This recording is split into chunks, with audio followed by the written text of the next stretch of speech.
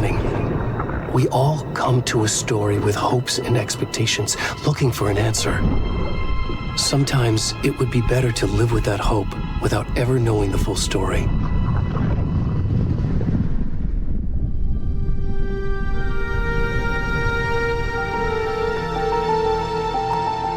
Hello everyone, Pledge here. Welcome back to the channel. Today, I'm going to give you my thoughts on Alan Wake 2 in under 10 minutes. This video is so different from my normal gameplay videos, but I'm trying something new, and this is my first attempt at a video like this. I finally played Alan Wake 2 since I have upgraded my GPU to now a GPU that's somewhat capable of handling a game like this, and I caught the game on sale. I wanted to see for myself why it was nominated for Game of the Year, as I always try to play Game of the Year games and its nominees. Also, maybe this will help someone decide if they want to try it now or maybe wait for another sale. I promise I won't blow you guys away with big words and amazing descriptions, because that's just not me, but I will keep it real and I will tell you my thoughts on the game. Well, first of all, it took Remedy Entertainment more than 10 years to release a sequel to Alan Wake 1 and come out with Alan Wake 2. As it did arrive, I feel like it did build on the original blend of psychological horror. It had crazy dark storytelling and mind-bending twists and turns throughout the entire game. But with that being said, we have to address performance first, because what's a game if it doesn't perform well? Well, for me, it ran well at 1440p with my 4070 Super. I cranked ray tracing up and I let it rip. However, I did have to use DLSS and frame generation to achieve the coveted 60 plus frames per second.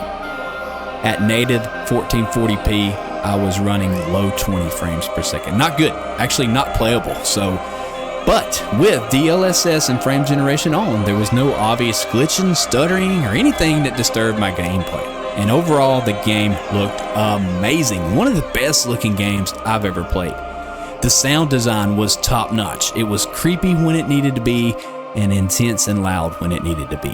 A 10 out of 10 on sound for me. Not to mention the voice acting was nice. Very well done. And because Remedy has clearly pushed and stretched the boundaries of what's possible on this current hardware, we now have other games that require you to use DLSS and frame generation just to run somewhat okay. I'm kidding. No, I'm really not kidding. That's really a thing going on in gaming right now. But Remedy definitely pushed those limits, and to their credit, if you have a GPU that can run this game, it is a game that looks just as impressive as it feels immersive. So let's talk about the atmosphere. So this is a psychological horror game that revolves around the battle between light and darkness, and me personally, I can relate. It's not scary at all, but rather it's trippy, creepy, spooky. It honestly is set up just like a movie. I literally felt like I was playing a movie. The game is split into two distinct narratives.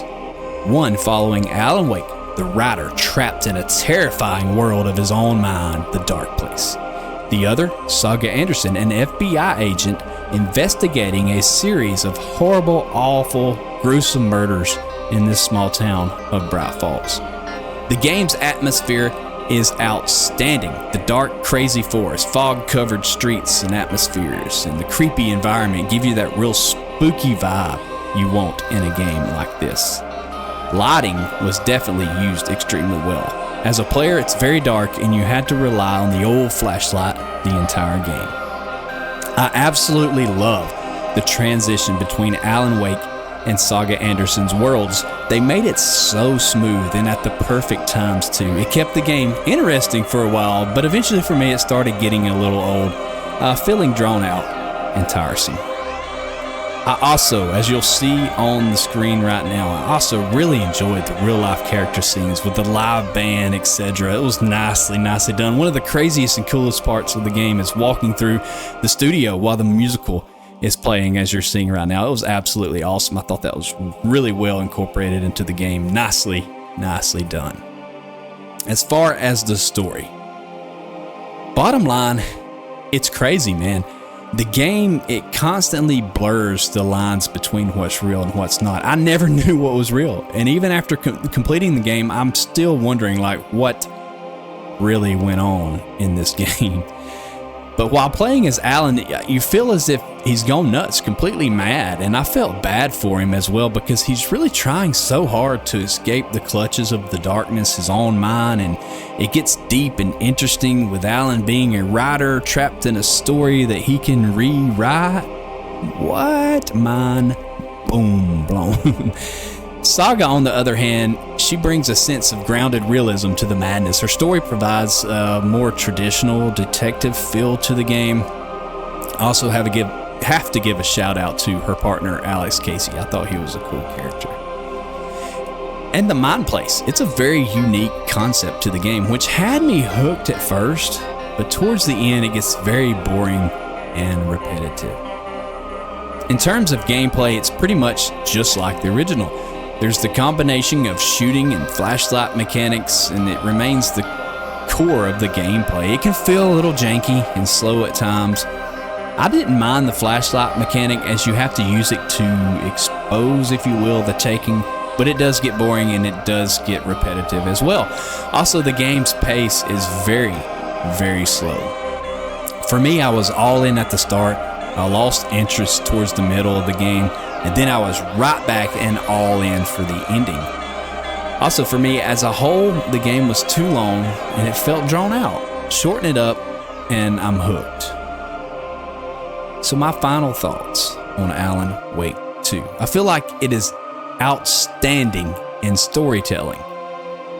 If it was a movie, it would be a masterpiece because, like I said, I felt like I was walking through a movie. Nothing against that, I'm just telling you how I feel about it. Like I said earlier, to me it wasn't scary at all. Yes, it's tense and trippy, but not scary.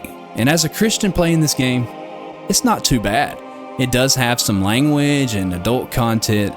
There are parts of the game where it feels like it's going to cross that line, but in my opinion, it never does, as my spirit felt fine the entire time while I was playing this game. We have to be able to realize and know what's real and what's not. Although Alan Wake 2, the game, it does make that hard to distinguish in what's real and what's not, which is something that I liked about the game. But after all, it is a game, y'all.